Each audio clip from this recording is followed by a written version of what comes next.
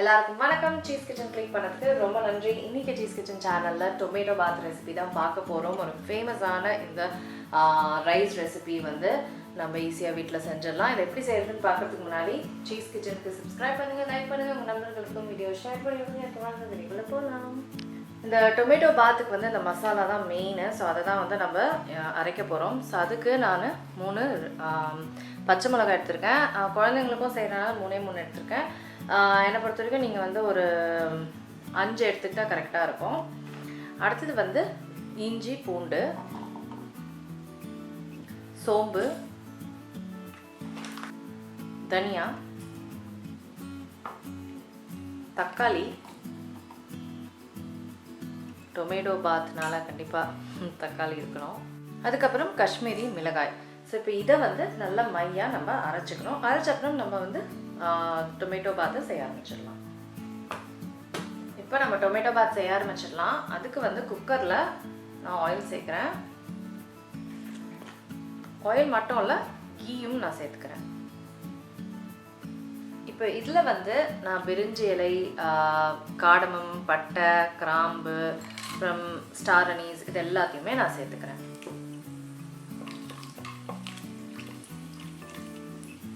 இதோட கொஞ்சம் சோம்பு. எல்லாத்தையும் லேசாக ஃப்ரை பண்ணால் போதும். இதில் வந்து ஆனியன்.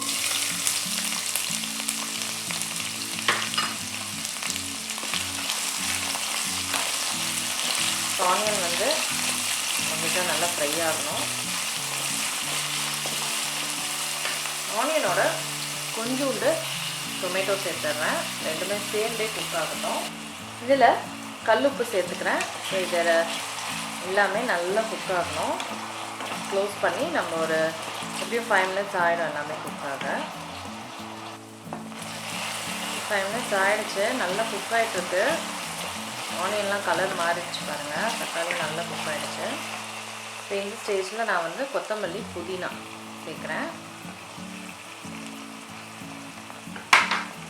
அதுக்கப்புறம் கேரட், பட்டாணி. யூஸ்வலாக பட்டாணி மட்டும்தான் சேர்ப்பாங்க. நான் கேரட் சேர்க்குறேன். உங்களுக்கு வேணும்னா கூட நீங்கள் அவாய்ட் பண்ணிக்கலாம். இதை வந்து இன்னும் ஒரு 5 மினிட்ஸ் நம்ம நல்லா குக் பண்ணலாம்.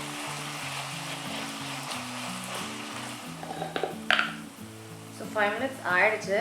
இதில் வந்து மஞ்சத்தூள் சேர்க்குறேன். அதுக்கப்புறம் அரைச்சோம் இல்லைங்களா, அதை சேர்த்துக்கிறேன். நல்லா மிக்ஸ் பண்ணிக்கலாம். இப்போ இது வந்து குக் ஆகணும். ஏன்னா எதுவுமே குக் ஆகலை இல்லைங்களா, ஜஸ்ட்டு அரைச்சிருக்கோமே தவிர. இப்போ தான் இது குக் ஆக போகுது. ஸோ லோ ஹீட்டில் வச்சுட்டு இதை வந்து ஒரு 5 to 10 மினிட்ஸ் நம்ம நல்லா குக் ஆக விட்டுடலாம். ஸோ 10 மினிட்ஸ் ஆயிடுச்சு. சூப்பராக குக் ஆகிடுச்சு. எண்ணெயும் பிரிஞ்சாச்சு. ரைஸ் ஆட் பண்ணோம். அதுக்கு முன்னாடி ஆப்வியஸ்லி வாட்டர்.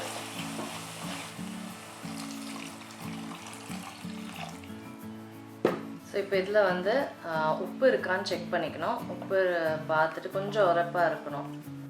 நல்லா கொதிக்க ஆரம்பிச்சிருச்சு. இப்போ ரைஸ் ஆட் பண்ணிக்கிறேன்.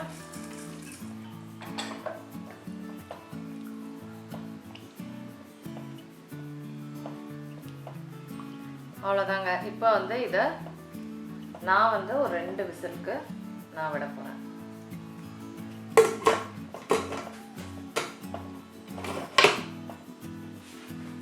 ஸோ முடிஞ்சிருச்சு. விசில்லாம் ஆயிடுச்சு. எடுத்து பார்க்கலாம். ஓ வாவ், சூப்பராக இருக்குது. சூப்பராக வந்திருக்கு டொமேட்டோ பாத். நல்லா வெரையாக ரைஸ் பக்காவாக இருக்குது. ஸோ நான் புழுங்கல் அரிசி யூஸ் பண்ணியிருந்தேன். நீங்கள் வந்து உங்களுக்கு வேணால் நீங்கள் வந்து பாஸ்மதி கூட யூஸ் பண்ணி செய்யலாம். ஸோ இது வந்து யூஷுவல் தக்காளி சாதம் மாதிரி இல்லாமல் கொஞ்சம் டிஃப்ரெண்ட்டாக இருக்கும். ஸோ கண்டிப்பாக ட்ரை பண்ணி பாருங்கள். இவ்வளோ சூப்பராக வந்திருக்கு பாருங்கள். இதை குக்கரில் தான் வைக்கணும்னு கிடையாது. நல்லா சூப்பராக வெரையாக சூப்பராக வந்திருக்கு.